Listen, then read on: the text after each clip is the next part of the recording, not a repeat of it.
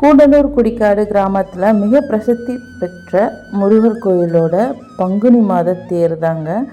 பங்குனி திருவிழா எங்கள் ஊரில் ரொம்ப கோலாகலமாக நடக்கும். எங்கள் ஊரில் ரொம்பவே நிறைய பிள்ளைங்க, குழந்தைங்க, பெரிய பசங்க எல்லாருமே மேக்சிமம் முருகர் பக்தராக தான் இருப்பாங்க.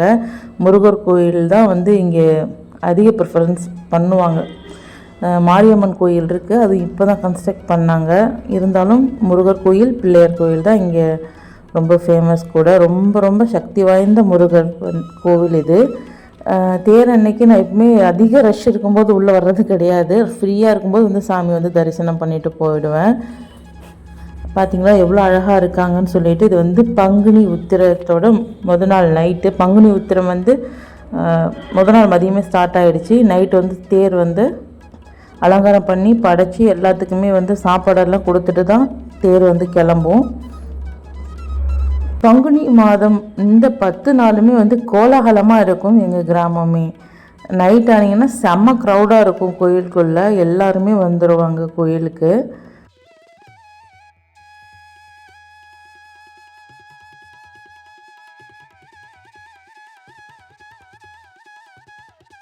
காப்பு கட்டும்போது முளைப்பாரி விட்டுருப்பாங்க. அதை பாருங்கள் இப்போ எவ்வளோ நல்லா வளர்ந்து வந்திருக்குன்ட்டு. யாகம்லாம் வளர்த்து தேர் எடுத்தாச்சு. இப்போ பசங்க இந்த கடலாம் கொஞ்சம் போட்டிருப்பாங்க. அதில் பிபி வேணும் அப்படின்லாம் சொல்லியாச்சு கேட்டுட்டு இருந்தால் அதெல்லாம் வாங்கி கொடுத்துட்டு சாமி கும்பிட்டுட்டு வீட்டுக்கு மாவிளக்குலாம் ரெடி பண்ணணும் இல்லையா. ஏன்னா சாயந்தரம் ஒரு 9 மணி 10 மணிக்கு மேலே தேர் கிளம்புனா கூட மேக்ஸிமம் 3 மணி ஆகிடும். ஆனால் இந்த வாட்டி கொஞ்சம் சீக்கிரமாகவே சாமி வந்துடுச்சு. தேர் வர்றதுக்குள்ளே மாவிளக்கு மாவு எல்லாமே ரெடி பண்ணியாச்சு. மாலை, பூவு, நம்மளால் வேணால் ட்ரெஸ்ஸு எல்லாமே எடுத்து வச்சு படைக்கிறது வழக்கம். இந்த மாவிளக்கு மாவு அங்கே இருக்கவங்களுக்கு எல்லாத்துக்குமே புட்டு கொடுத்துருவாங்க. பணமும் கொடுப்பாங்க. ஏன்னா மோளம் அடிக்கிறாங்க. ஏன்னா 10 நாளும் அங்கே வாசிச்சுட்டு வந்திருப்பாங்க. ஒரு சாமிக்கு படைச்சிருப்பாங்க. அவங்களுக்கு எல்லாமே பணம் கொடுக்கறதும் வழக்கம். இது எல்லாமே பொட்டு வச்சு நெய்யெல்லாம் போட்டு ரெடி பண்ணியாச்சு. சுண்டெல்லாம் வச்சு எடுத்தாச்சு. இப்போது இந்த மாவிளக்குலாம் பார்த்திங்கன்னா சுத்தமாகவே தண்ணி இல்லாமல் நெய் ஊற்றியே பிசைகிறது ரொம்ப டேஸ்ட்டாக இருக்கும்.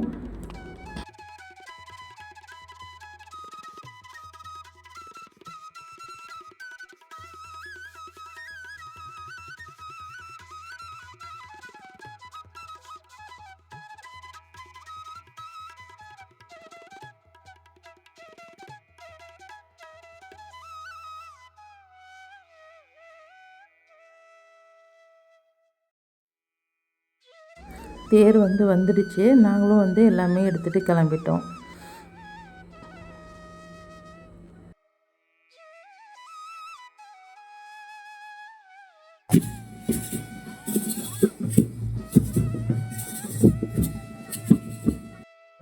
சாமி கிட்ட போகும்போது நம்ம நெய் போட்டு விளக்கேற்றி சாமிக்கிட்ட எடுத்துகிட்டு போயிடலாம்.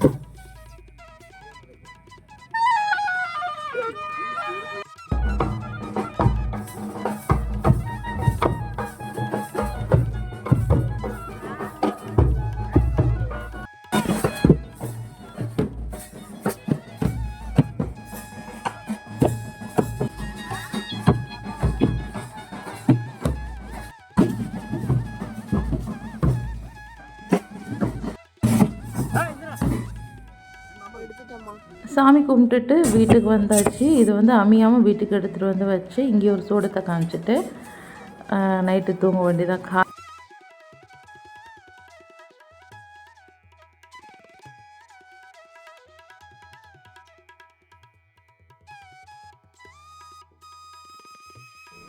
உத்திரத்தன்னைக்கு காலையிலேயே கோயிலுக்கு எல்லாருமே குளிச்சுட்டு கோயிலுக்கு கிளம்பிடுவோம்.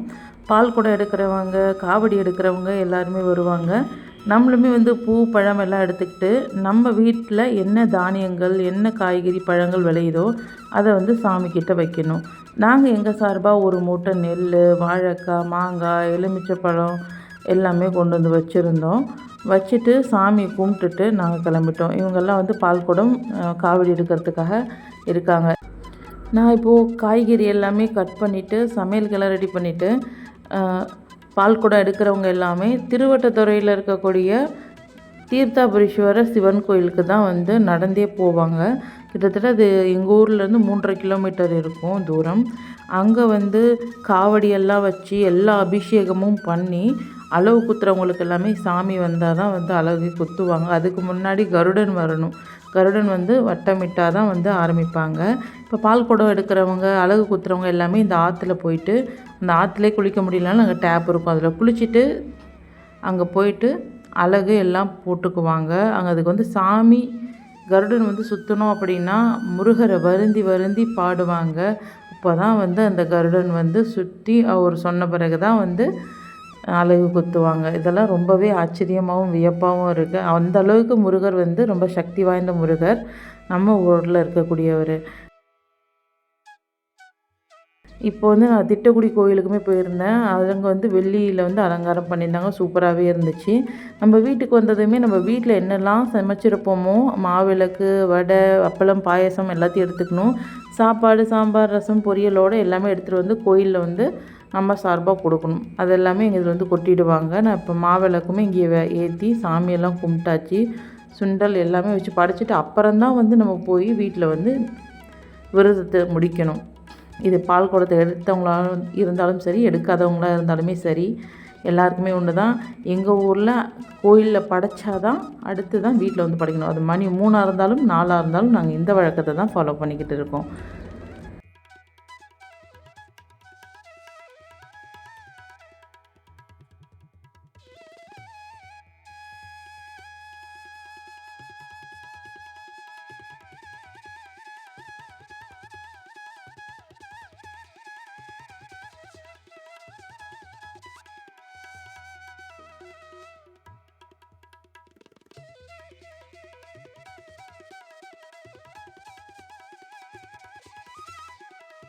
இந்த வருஷம் பால் குடம் எடுக்க முடியலையேன்னு கொஞ்சம் வருத்தமாக தான் இருந்துச்சு. அடுத்த வருஷம் கண்டிப்பாக ஃபேமிலியோடு எடுக்கணும்.